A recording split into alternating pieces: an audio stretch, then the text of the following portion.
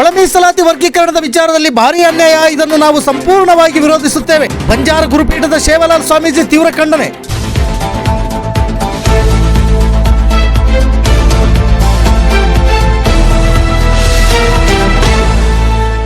S ವೀಕ್ಷಕರು, ವಿಜಯನಗರ ಜಿಲ್ಲೆ ಹೊಸಪೇಟೆ ಪಟ್ಟಣದಲ್ಲಿ ಬಂಜಾರ, ಬೋವಿ, ಕೊರಮ, ಕೊರಚ ಸಮುದಾಯದ ಧರ್ಮ ಗುರುಗಳ ನೇತೃತ್ವದಲ್ಲಿ ನ್ಯಾಯಮೂರ್ತಿ ನಾಗಮೋಹನ್ ದಾಸ್ ವರದಿಯನ್ನು ಏಕಪಕ್ಷೀಯವಾಗಿ ಅನುಮೋದನೆ ಮಾಡಬಾರದು ಎಂದು ಸಾವಿರಾರು ಸಂಖ್ಯೆಯಲ್ಲಿ ಸಾಗರೋಪಾದಿಯಲ್ಲಿ ವಿಜಯನಗರ ಜಿಲ್ಲಾ ಮಟ್ಟದ ಬೃಹತ್ ಪ್ರತಿಭಟನೆ ನಡೆಸಿದರು. ಈ ಸಂದರ್ಭದಲ್ಲಿ ಒಳ ಮೀಸಲಾತಿಯು ಭಿಕ್ಷೆಯಲ್ಲ, ಇದು ನಮ್ಮ ಜನ್ಮಸಿದ್ಧ ಹಕ್ಕು ಎನ್ನುವ ವಿವಿಧ ಕ್ರಾಂತಿಕಾರಿ ಘೋಷಣೆಗಳೊಂದಿಗೆ ಪಟ್ಟಣದ ಮುಖ್ಯ ರಸ್ತೆಗಳಲ್ಲಿ ಸಾಗರೋಪಾದಿಯಲ್ಲಿ ಮೆರವಣಿಗೆಯ ಮೂಲಕ ತೆರಳಿ ಜಿಲ್ಲಾಧಿಕಾರಿಗಳಿಗೆ ಮನವಿ ಸಲ್ಲಿಸಿದರು.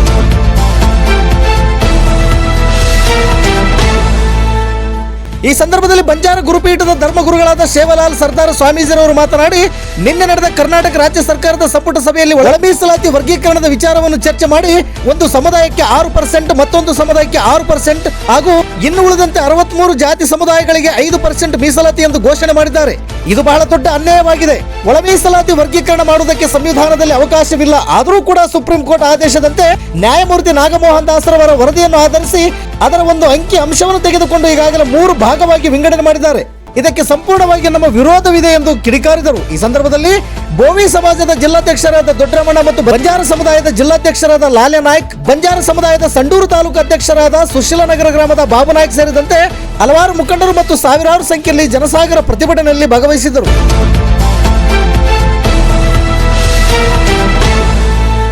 ಹೊಸಪೇಟೆ ಡಿವಿಷನ್ ವರದಿಗಾರರು ಬಾವಳ್ಳಿ ನಂದ್ಯ ನಾಯಕ್. ಇದು ಗರುಡ ನ್ಯೂಸ್. ನಾನು ಮಲ್ಲೇಶ್ ಕಮತೂರು.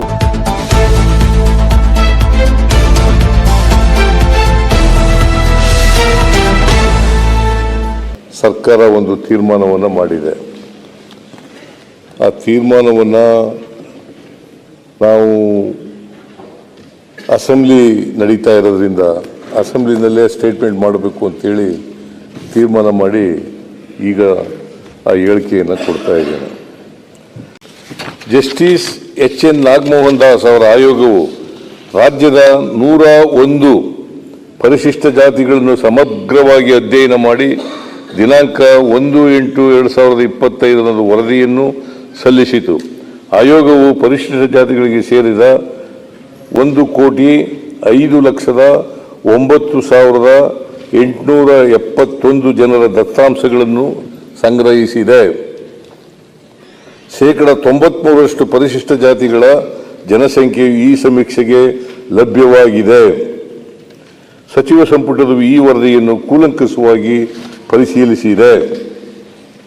ದಿನಾಂಕ 19/8/2025 ನಡೆದ ಸಚಿವ ಸಂಪುಟದಲ್ಲಿ ಜಸ್ಟಿಸ್ ನಾಗಮೋಹನ್ ದಾಸ್ ಅವರ ಶಿಫಾರಸುಗಳನ್ನು ಕೆಲವು ಮಾರ್ಪಾಡುಗಳೊಂದಿಗೆ ಅಂಗೀಕರಿಸಿದ್ದೇವೆ. ಎಡಗೈ ಸಂಬಂಧಿತ ಜಾತಿಗಳೆಂದು ಆಯೋಗವು ಗುರುತಿಸಿರುವ ಸಮುದಾಯಗಳಿಗೆ 6% ಒಳ ಮೀಸಲಾತಿ ಕಲ್ಪಿಸಲು ತೀರ್ಮಾನಿಸಿದ್ದೇವೆ. ಜಸ್ಟಿಸ್ ನಾಗಮೋಹನ್ ದಾಸ್ ಆಯೋಗವು ಪರಯ, ಮೊಗೇರ ಮುಂತಾದ ಬಲಗೈ ಸಂಬಂಧಿತ ಜಾತಿಗಳನ್ನು ಎಡಗೈ ಸಂಬಂಧಿತ ಜಾತಿಗಳ ಜೊತೆ ಸೇರಿಸಲಾಗಿದೆ ಎಂಬುದನ್ನು ಗಮನಿಸಿದ ಸಚಿವ ಸಂಪುಟವು ಈ ಜಾತಿಗಳನ್ನು ಬಲಗೈ ಸಂಬಂಧಿತ ಜಾತಿಗಳ ಜೊತೆ ಸೇರಿಸಿ ಬಲಗೈ ಸಂಬಂಧಿತ ಜಾತಿಗಳ ಸಮೂಹಕ್ಕೆ 6% ಮೀಸಲಾತಿ ಕಲ್ಪಿಸಲು ತೀರ್ಮಾನಿಸಿದ್ದೇವೆ. ಇದರ ಜೊತೆಯಲ್ಲಿ ಆದಿ ಕರ್ನಾಟಕ, ಆದಿ ಆಂಧ್ರ, ಆದಿ ದ್ರಾವಿಡ ಗುಂಪುಗಳಲ್ಲಿನ 4,74,954 ಜನಸಂಖ್ಯೆಯನ್ನು ಎಡಗೈ ಸಂಬಂಧಿತ ಮತ್ತು ಬಲಗೈ ಸಂಬಂಧಿತ ಜಾತಿಗಳ ಜೊತೆ ಸಮಾನವಾಗಿ ಹಂಚಿಕೆ ಮಾಡಲು ತೀರ್ಮಾನಿಸಿದ್ದೇವೆ.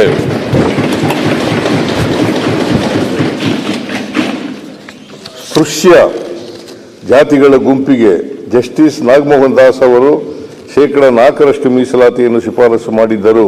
ಹಾಗೆಯೇ 59 ಜಾತಿಗಳ 5,22,099 ಜನಸಂಖ್ಯೆಯನ್ನು ಪ್ರವರ್ಗ ಎ ಎಂದು ತೀರ್ಮಾನಿಸಿ 1% ಮೀಸಲಾತಿಯನ್ನು ಶಿಫಾರಸು ಮಾಡಿದ್ದರು.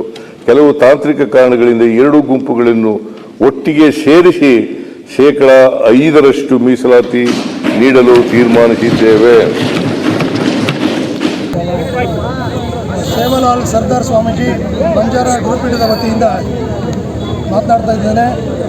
ನಿನ್ನೆ ಕರ್ನಾಟಕ ರಾಜ್ಯ ಸರ್ಕಾರ ಸಂಪುಟ ಸಭೆಯಲ್ಲಿ ಒಳ ಮೀಸಲಾತಿ ವರ್ಗೀಕರಣದ ವಿಚಾರವನ್ನು ಚರ್ಚೆಗೆ ಮಾಡಿ ಒಂದು ಸಮುದಾಯಕ್ಕೆ 6, ಮತ್ತೊಂದು ಸಮುದಾಯಕ್ಕೆ 6, ಇನ್ನು ಉಳಿದಂಥ 63 ಜಾತಿ ಸಮುದಾಯಗಳಿಗೆ 5 ಮೀಸಲಾತಿ ಅಂತ ಹೇಳಿದರು. ಇದು ಬಹಳ ದೊಡ್ಡ ಅನ್ಯಾಯ. ಒಳ ಮೀಸಲಾತಿ ವರ್ಗೀಕರಣ ಮಾಡೋದಕ್ಕೆ ಸಂವಿಧಾನದಲ್ಲಿ ಅವಕಾಶ ಇಲ್ಲ. ಆದರೂ ಸಹಿತ ಸುಪ್ರೀಂ ಕೋರ್ಟ್ ಆದೇಶದಂತೆ ನ್ಯಾಯಮೂರ್ತಿ ರಾಘವನ್ ದಾಸರವರ ವರದಿಯನ್ನು ತಗೊಂಡು ಒಂದು ಅಂಕಿಅಂಶವನ್ನು ತೆಗೆದುಕೊಂಡು ಈಗಾಗಲೇ 3 ಭಾಗವಾಗಿ ವಿಂಗಡಣೆ ಮಾಡಿದ್ದಾರೆ. ಇದಕ್ಕೆ ಸಂಪೂರ್ಣವಾಗಿ ನಮ್ಮ ವಿರೋಧ ಇದೆ. ಕಾರಣ ಏನು ಅಂತ ಹೇಳಿದ್ರೆ, ಇವತ್ತು ವಿಜಯನಗರ ಜಿಲ್ಲೆಯಲ್ಲಿ ಲಕ್ಷಾಂತರ ಕುಟುಂಬದವರು ಇವತ್ತು ಹೊಟ್ಟೆಪಾಡಿಗಾಗಿ ಸ್ವಂತ ನೆಲೆ ಇಲ್ಲದೆ, ಸ್ವಂತ ಉದ್ಯೋಗ ಇಲ್ಲದೆ ಇವತ್ತು ವಲಸೆ ಹೋಗಿ ಜೀವನ ಮಾಡ್ತಿರ್ತಕ್ಕಂಥದ್ದು ಇವತ್ತು ರಾಜ್ಯ ಸರ್ಕಾರದ ಗಮನಕ್ಕಿದೆ. ಅದರ ಕಣ್ತೆರೆದು ನೋಡಬೇಕು. ಆರ್ಥಿಕವಾಗಿ, ಶೈಕ್ಷಣಿಕವಾಗಿ, ಔದ್ಯೋಗಿಕವಾಗಿ ಇವತ್ತು ಹಿಂದುಳಿದಿದ್ದಾರೆ ಈ ಸಮಾಜ. ಅದಕ್ಕೋಸ್ಕರ 5 ಮೀಸಲಾತಿ ಕೊಟ್ಟರೆ ಖಂಡಿತವಾಗಿ ಅನ್ಯಾಯ ಆಗ್ತದೆ. ಕಳೆದ ಹಿಂದಿನ ಬಸವರಾಜ ಬೊಮ್ಮಾಯಿಯವರ ಸರ್ಕಾರದಲ್ಲಿ 4 ಮೀಸಲಾತಿಯನ್ನು ಕೊಟ್ಟರು. ಅದನ್ನು ಕೂಡ ನಾವು ವಿರೋಧ ಮಾಡಿ ಆ ಸರ್ಕಾರಕ್ಕೆ ನಾವು ಎಚ್ಚರಿಕೆಯನ್ನು ಕೊಟ್ಟು ಆ ಸರ್ಕಾರವನ್ನು ಸಂಪೂರ್ಣವಾಗಿ ವಿರೋಧ ಮಾಡ್ತೇವೆ. ಇವತ್ತು ನಮ್ಮ ಮಾನ್ಯ ಸಿದ್ದರಾಮಯ್ಯನವರು ಅಹಿಂದ ನಾಯಕರು, ಹಿಂದುಳಿದ ವರ್ಗದ ನಾಯಕರು ಅಂತೇಳಿ ನಾವು ನಂಬಿದ್ದೇವೆ. ಇವತ್ತು ಈ ಸಮಾಜವನ್ನು ಅವರು ನಿರ್ಲಕ್ಷ್ಯ ಮಾಡಲ್ಲ ಅಂತ ಒಂದು ವಿಶ್ವಾಸ ನಮಗಿದೆ.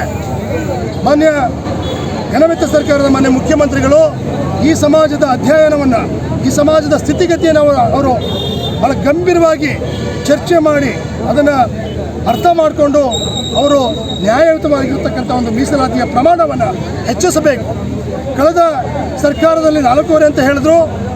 ನಮ್ಮ ಬಂಜಾರ, ಬೋವಿ, ಕೊರಚ, ಕೊರಮ ಸಮಾಜದ ಏನು 4 ಸಮುದಾಯಕ್ಕೆ ನಾವು 4 ಮೀಸಲಾತಿ ಅಂತ ಕೊಡ್ತೀವಿ ಅಂತ ಹೇಳಿದ್ರು. ಈಗಾಗಲೇ ನಿನ್ನೆ ನೋಡಿದ್ರೆ ಏಕಾಏಕಿ ಇಡೀ ಸಮಾಜಕ್ಕೆ ಆತಂಕ, ಇಡೀ ಸಮಾಜ ಒಂದು ಆಶ್ಚರ್ಯದ ರೀತಿಯಲ್ಲಿ ಇವತ್ತು ನಮಗೆ ಭಯ ಆಗ್ತಾ ಇದೆ. ಎಲ್ಲೋ ಒಂದು ಕಡೆ ಈ ಸಮಾಜವನ್ನು ಕುಗ್ಗಿಸ್ತಕ್ಕಂಥ ಕೆಲಸವನ್ನು, ಈ ಸಮಾಜವನ್ನು ಹತ್ತಿಕ್ಕುವಂಥ ಕೆಲಸವನ್ನು ಮಾಡ್ತಾ ಇದ್ದಾರೆ. ಇದನ್ನು ನಾವು ಯಾರೂ ಕೂಡ ಒಪ್ಪೋದಿಲ್ಲ ಬಂಧುಗಳೇ. ಇವತ್ತು ಇಡೀ ನಮ್ಮ ವಿಜಯನಗರ ಜಿಲ್ಲೆಯಿಂದ ನಮ್ಮ ಎಲ್ಲ ತಾಲೂಕಿನ ಬಂಜಾರ ಸಮಾಜದ ಮುಖಂಡರು, ನಮ್ಮ ಬೋವಿ, ಬಂಜಾರ, ಕೊರಚ, ಕೊರಮ ಸಮಾಜದ ಇದ್ದಾರೆ, ನಮ್ಮ ಸಮಾಜದ ಮುಖಂಡರು ಎಲ್ಲರೂ ಕೂಡ ಇಲ್ಲಿ ಭಾಗವಹಿಸಿದ್ದೇವೆ. ವಿಶೇಷವಾಗಿ ನಮ್ಮ ಎಲ್ಲ ಸಮಾಜದ ನಮ್ಮ ಧರ್ಮಗುರುಗಳ ನೇತೃತ್ವದಲ್ಲಿ ಭಾಗವಹಿಸಿದ್ದೇವೆ. ನಿಮ್ಮ ಪ್ರಕಾರ ರಾಜ್ಯ ಸರ್ಕಾರ ಮಾತನ್ನು ತಗೊಳ್ಳಿಲ್ಲ ಅಂದರೆ ಚುನಾವಣೆಯಲ್ಲಿ ಪಾಠ ಕಲಿಸ್ತಿರೋ, ಈಗ ಪಾಠ ಕಲಿಸ್ತಿರೋ, ಏನು ಪಾಠ ಚುನಾವಣೆ 6% ಮೀಸಲಾತಿ ನೀಡಿದಾರಲ್ಲ, ಅವ್ರ ಸಮುದಾಯದ ನಾಯಕರುಗಳು ಒಗ್ಗಟ್ಟಾಗಿ ಪ್ರದರ್ಶನ ಮಾಡಿದರು. ತಮ್ಮ ಕೆಲ ಸಮುದಾಯದ ನಾಯಕರು ಮಾಡಲಿಲ್ಲ. ನೋಡಿ, ಈ ರಾಜ್ಯದಲ್ಲಿ 101 ಜಾತಿ, ಪರಿಶಿಷ್ಟ ಜಾತಿಯವರು ನಾವೆಲ್ಲರೂ ಕೂಡ ಒಂದೇ. ನಮ್ಮ ಸಹೋದರ ಸಮಾಜದವರು ನಾವೆಲ್ಲ ಒಂದೇ ಆಗಿದ್ದೇವೆ. ನಮ್ಮ ಯಾರ ಮೇಲೂ ತಾರತಮ್ಯ ಇಲ್ಲ. ನಾವೆಲ್ಲರೂ ಕೂಡ ಒಂದೇ ಆಗಿದ್ದೇವೆ.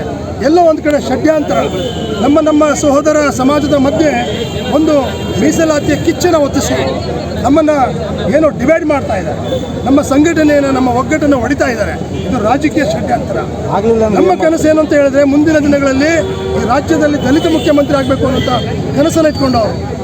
ಇದನ್ನು ಈ ಒಂದು ವಿಚಾರವನ್ನು ನೋಡಿದಾಗ ನಮಗೆ ಗೊತ್ತಾಗ್ತಾ ಇದೆ, ಈ ದಲಿತರ ಒಂದು ಒಗ್ಗಟ್ಟನ್ನು ಹೊಡಿತಾ ಇದ್ದಾರೆ. ನಮ್ಮ ಮೀಸಲಾತಿಯ ಪ್ರಮಾಣವನ್ನು ಕಡಿಮೆ ಮಾಡ್ತಾ ಇದ್ದಾರೆ. ಇದೇ ರೀತಿಯಲ್ಲಿ ಮಾಡಿದ್ರೆ ನಾವು ಜಿಲ್ಲೆಯಲ್ಲೆಲ್ಲ ಇನ್ನು ಮೇಲೆ ನಾವು ಕರೆಯನ್ನು ಕೊಡ್ತಾ ಇದ್ದೀವಿ. ತಾಲೂಕು ಮಟ್ಟದಲ್ಲಿ, ಜಿಲ್ಲಾ ಮಟ್ಟದಲ್ಲಿ, ರಾಜ್ಯದಾದ್ಯಂತ ಇದನ್ನು ವಿರೋಧಿಸಿ ಪ್ರತಿಭಟನೆಯನ್ನು ಮಾಡ್ತೇವೆ. ಮುಂದಿನ ಚುನಾವಣೆಯಲ್ಲೂ ಕೂಡ ಅದಕ್ಕೆ ತಕ್ಕ ಪಾಠ ಕೊಡ್ತೇವೆ ಅನ್ನೋಂಥ ಮಾತನ್ನೇ ಹೇಳಲಿಕ್ಕೆ ಬಯಸ್ತೇನೆ ಬಂಧುಗಳೇ.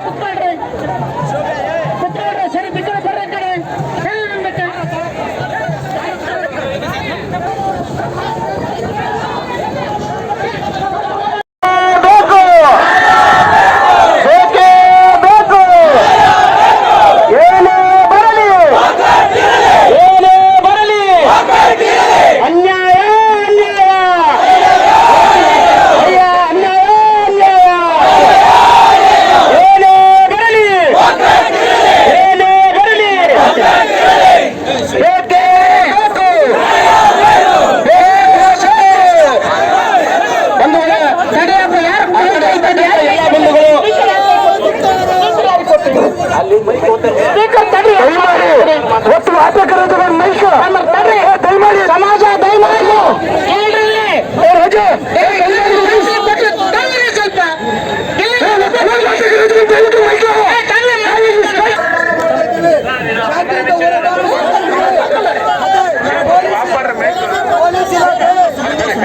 ನಾವು ಯಾರಿಗೇನ ತೊಂದರೆ ಕೊಡ್ತಾ ಇದ್ದೀವ, ಕಲ್ಲೆಸಿತಾ ಇದೀವ, ಮನೆ ಹತ್ರ ಕಟ್ಟಿಗೆ ಅಡ್ಡಾಡ್ತಾ ಇದೀವ, ಶಾಂತಿಯುತ ಹೋರಾಟ ಮಾಡ್ತಾ ಇದ್ದೀವಿ. ಸೇವಾಲಾದ್ರೆ ಏನ್ ಹೇಳಿದ್ದಾರೆ? ಶಾಂತಿ ಶಿಸ್ತು ಕಾಪಾಡ್ರಿ ಅಂತ ಹೇಳಿದ್ದಾರೆ. ಅದನ್ನೇ ಮಾಡ್ತಾ ಇದ್ದೀವಿ. ಪೊಲೀಸ್ ಇಲಾಖೆ ನಮ್ಮನ್ನ ರಕ್ಷಣೆ ಕೊಡಬೇಕು. ನಮ್ಮ ಹೋರಾಟದ ಕಿಚ್ಚಿ ರೀತಿ ಇದೆ ಸ್ವಾಮಿ. ಅನ್ಯಾಯ ಆಗಿದೆ, ನಮಗೆ ಅನ್ಯಾಯ ಆಗಿದೆ. ನಾವು ನಮ್ಮ ಹೋರಾಟವನ್ನ ಮಾಡ್ತಾ ಇದ್ದೀವಿ. ನಮ್ಮ ಸಮುದಾಯ ಇವತ್ತು ಕೂಲಿ ನಾಲಿ ಮಾಡಿ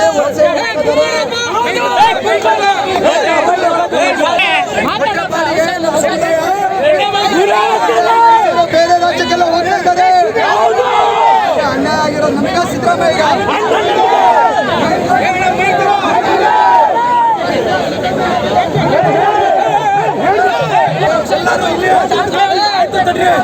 ಈಗ ಎಲ್ಲರೂ ನಾವು ನಾನಾ ಕಡೆ ನಾವು ರಸ್ತೆ ಬಂದ್ ಮಾಡಿದ್ದೀವಿ, ಸರ್ಕಲ್ ಬಂದ್ ಮಾಡಿದ್ದೀವಿ, ಎಲ್ಲ ಆಗಿದೆ. ಎಲ್ಲರೂ ಡಿ ಸಿ ಕಚೇರಿ ಹತ್ರ ಹೋಗೋಣ.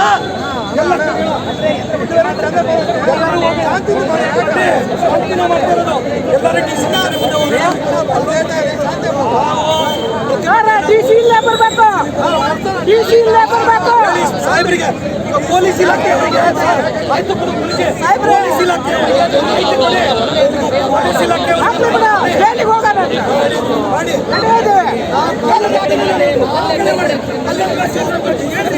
ಡಿಸಿ ಸಾಹೇಬ್ರು ಇಲ್ಲೇ ಬರಲೇಬೇಕು.